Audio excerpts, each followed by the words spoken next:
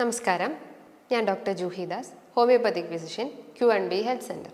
നിശബ്ദനായ കൊലയാളി, ഇത് അങ്ങനെ ആരും തന്നെ കേട്ട് കേൾവിയില്ലാത്തൊരു പദപ്രയോഗമാണ്. നിശബ്ദനായ കൊലയാളി എന്താണിത്? ഹൈപ്പർ ടെൻഷൻ അഥവാ നോർമലി നമ്മളെ രക്തക്കുഴലുകളുടെ രക്തം പാസ് ചെയ്യുമ്പോൾ അതിൻ്റെ ഭിത്തികൾക്കുണ്ടാവുന്ന മർദ്ദമാണ് ബ്ലഡ് പ്രഷർ. അത് അധികമാകുമ്പോഴാണ് ഈ ഹൈപ്പർ ടെൻഷൻ എന്നൊരു കണ്ടീഷൻ ഡെവലപ്പ് ചെയ്യുന്നത്. ഇതിൻ്റെ നോർമൽ വാല്യൂ എന്ന് പറയുമ്പം 120/80 mmHg ആണ്.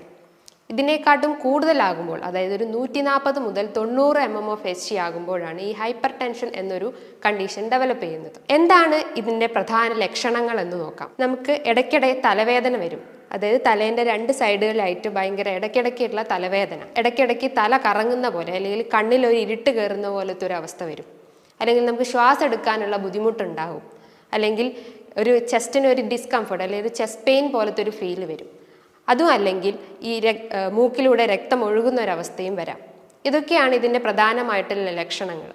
ഇത് വരാനുള്ള പ്രധാന കാരണങ്ങൾ എന്തൊക്കെയാണെന്ന് നമുക്ക് നോക്കാം. സാൾട്ട് ഇൻടേക്ക്, അമിതമായിട്ട് ഉപ്പ് നമ്മൾ എടുക്കുകയാണെങ്കിൽ ഈ ഒരു കണ്ടീഷൻ ഡെവലപ്പ് ചെയ്യാം. പിന്നെ നമുക്ക് എന്തെങ്കിലും കിഡ്നി റിലേറ്റഡ് അല്ലെങ്കിൽ വൃക്ക റിലേറ്റ് ചെയ്തിട്ടുള്ള എന്തെങ്കിലും ബുദ്ധിമുട്ടുണ്ടെങ്കിലും ഈ ഹൈപ്പർ ടെൻഷൻ ഡെവലപ്പ് ചെയ്യുന്നതാണ്. മറ്റൊന്നെന്ന് പറഞ്ഞു കഴിഞ്ഞാൽ നമ്മൾ വ്യായാമക്കുറവ്, അതായത് ഭക്ഷണം കഴിച്ച് ഇങ്ങനെ ചടഞ്ഞു കൂടിയിരിക്കുന്ന അവസ്ഥയാണെങ്കിൽ ഇത് യൂഷ്വലി ഡെവലപ്പ് ചെയ്യാനുള്ള ഒരു ടെൻഡൻസി ഉണ്ട്. അപ്പം ആ ഒരു വ്യായാമക്കുറവ് ഉണ്ടെങ്കിൽ ഈ ഒരു അസുഖം രൂപപ്പെടാം. ഇനി എന്തൊക്കെ മാനേജ്മെൻറ്റ് അല്ലെങ്കിൽ എന്തൊക്കെ ഭക്ഷണ ക്രമീകരണങ്ങൾ, എന്തൊക്കെ മാനേജ്മെൻറ്റ് നമുക്ക് ഈ ഒരു അസുഖത്തിൽ മാറ്റിയെടുക്കാം? ഒന്നാമതായിട്ട് നമ്മൾ പറഞ്ഞു സാൾട്ട് ഇൻടേക്ക് കൂടിക്കഴിഞ്ഞ് കഴിഞ്ഞാൽ ഈ ഒരു അസുഖം ഡെവലപ്പ് ചെയ്യാമെന്ന് പറഞ്ഞു. അപ്പം നമ്മൾ സാൾട്ട് ഇൻടേക്ക് കഴിവതും കുറയ്ക്കാൻ ശ്രമിക്കുക. അത് ഏകദേശം ഒരു ഗ്രാം അല്ലെങ്കിൽ ഒരു 2500 മില്ലിഗ്രാം വരെ എടുക്കുന്നതാണ് ഏറ്റവും ഉത്തമമായിട്ടുള്ള ഒരു കാര്യം. പിന്നെ നമ്മൾ പറഞ്ഞു ഈ സാൾട്ട് ഇൻടേക്ക്, അതായത് സാൾട്ട് അടങ്ങിയിട്ടുള്ള ഭക്ഷണങ്ങളാണ് ഈ ഉണക്കമീൻ, അച്ചാറ്, പപ്പടം, അല്ലെങ്കിൽ എണ്ണയിൽ പൊരിച്ചിട്ടുള്ള ചിപ്സ് ഐറ്റംസ്, അതിലൊക്കെ കൂടുതലായിട്ട് സാൾട്ട് ഐറ്റംസ് കൂടുതലാണ്. അപ്പോൾ അത് കൂടുതലായിട്ട് എടുക്കുമ്പോൾ നമുക്ക് ഹൈപ്പർ ടെൻഷൻ അല്ലെങ്കിൽ അങ്ങനത്തെ അസുഖങ്ങൾ ഡെവലപ്പ് ചെയ്യാനുള്ള ടെൻഡൻസി ഉണ്ട്. അപ്പോൾ അത് കഴിവതും കുറച്ച് കൊണ്ടുവരാൻ ശ്രമിക്കുക. മറ്റൊന്നെന്ന് പറഞ്ഞു കഴിഞ്ഞാൽ പ്രോട്ടീൻ റിച്ച് ആയിട്ടുള്ള ഭക്ഷണങ്ങൾ കൂടുതൽ ഭക്ഷണത്തിൽ ഉൾപ്പെടുത്താൻ ശ്രമിക്കുക. എന്തൊക്കെ മാനേജ്മെൻറ്റ് നമുക്ക് ഈ ഒരു അസുഖം വന്നു കഴിഞ്ഞാൽ ചെയ്യാമെന്ന് നോക്കാം. നമ്മൾ പറഞ്ഞു സ്ട്രെസ് അല്ലെങ്കിൽ ടെൻഷനാണ് ഇതിൻ്റെ പ്രധാന കാരണം എന്ന് പറഞ്ഞു. അപ്പം നമ്മൾ മാക്സിമം റിലാക്സ് ആവുക, അല്ലെങ്കിൽ കഴിവതും നമ്മളെ എല്ലാ ഇതിലും എൻജോയ് ചെയ്യാൻ ശ്രമിക്കുക. സ്ട്രെസ്സ് കുറച്ചുകൊണ്ടുള്ള ആക്ടിവിറ്റീസ് നമ്മൾ കൂടുതലായിട്ട് ഇൻവോൾവ് ചെയ്യാൻ ശ്രമിക്കുക. പിന്നെ രണ്ടാമത്തെ കാരണം എന്ന് പറഞ്ഞു കഴിഞ്ഞാൽ സാൾട്ട് ഇൻടേക്ക് ആണ്. അതായത് ഉപ്പിൻ്റെ ഇത് കൂടിക്കഴിഞ്ഞ് കഴിഞ്ഞാൽ ഈ ഹൈപ്പർ ടെൻഷൻ ഡെവലപ്പ് ചെയ്യാനുള്ള ടെൻഡൻസി ഉണ്ട്. അപ്പോൾ സാൾട്ടിൻ്റെ ഇൻടേക്ക് കഴിവതും കുറച്ച് കൊണ്ടുവരാൻ ശ്രമിക്കുക. അതായത് ഉപ്പടങ്ങിയിട്ടുള്ള ഭക്ഷണമായിട്ടുള്ള അത് ഉണക്കമീൻ, അച്ചാറ്, അല്ലെങ്കിൽ പപ്പടം, ഇങ്ങനത്തെ ഐറ്റംസ് ഒക്കെ ഉണ്ടെങ്കിൽ അത് കഴിവതും കുറച്ച് കൊണ്ടുവരാൻ ശ്രമിക്കുക. കഴിവതും ഒഴിവാക്കണം എന്നല്ല, മാക്സിമം കുറച്ച് കൊണ്ടുവന്നു കഴിഞ്ഞാൽ നമുക്ക് അത്രയും ഈ ഒരു ഹൈപ്പർ ടെൻഷനെ നമുക്ക് ഒഴിവാക്കാൻ ശ്രമിക്കാം. പിന്നെ പറയുന്നത് വെച്ചാൽ കൂടുതലായിട്ട് വെള്ളം, അമിതമായിട്ടുള്ള, അതായത് വെള്ളം ഒരു ആവശ്യത്തിനനുസരിച്ച് കുടിക്കുക. അതായത് ഡീഹൈഡ്രേഷൻ ഒഴിവാക്കാതെ നന്നായി വെള്ളം കുടിക്കാൻ ശ്രമിക്കുക. പിന്നെ ഈ തവിടുള്ള അരികൾ, അതായത് മട്ട, ഞവര, ഈ ഭക്ഷണങ്ങൾ നമ്മൾ നന്നായിട്ട് ബോയിൽ ചെയ്ത് നന്നായി കഴിക്കുക. അതേപോലെ തന്നെ റാഗി കൊണ്ട് നമുക്ക് പുട്ട് അല്ലെങ്കിൽ ഉപ്പുമാവ്, അങ്ങനത്തെ ഐറ്റംസൊക്കെ കൂടുതലായിട്ട് നമ്മൾ ഭക്ഷണത്തിൽ ഉൾപ്പെടുത്തിയ ഈ ഹൈപ്പർ ടെൻഷൻ പോലത്തെ അസുഖങ്ങൾ കഴിവതും കുറഞ്ഞു കിട്ടാൻ സാധിക്കുന്നതാണ്. ഇനി എന്താണ് ഈ ഹൈപ്പോ ടെൻഷൻ? അതായത് രക്തസമ്മർദ്ദം കുറയുന്ന കണ്ടീഷനാണ് ഈ ഹൈപ്പോ ടെൻഷൻ.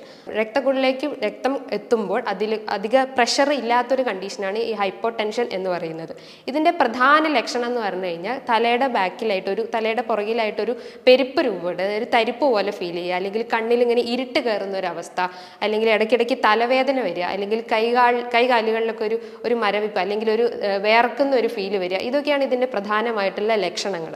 ഇത്തരം ബുദ്ധിമുട്ടുകൾ ഉണ്ടെങ്കിൽ നമുക്ക് എന്തൊക്കെ മാനേജ്മെൻറ്റ് അല്ലെങ്കിൽ എന്തൊക്കെ മാറ്റങ്ങൾ വരുത്താമെന്ന് നോക്കാം. ആദ്യമായിട്ട് നമ്മൾ കൂടുതലായിട്ട്, അതായത് നമുക്ക് തല കറക്കം എന്നൊരു ഫീലിങ്സ് വന്നു കഴിഞ്ഞാൽ നമ്മൾ പെട്ടെന്ന് തന്നെ ചെയ്യേണ്ട ഒരു കാര്യം എന്ന് പറഞ്ഞാൽ ഒരു കഞ്ഞിവെള്ളത്തിൽ അല്പം ഉപ്പ് ചാലിച്ചിട്ട് അപ്പം തന്നെ കുടിക്കാൻ പറയാം.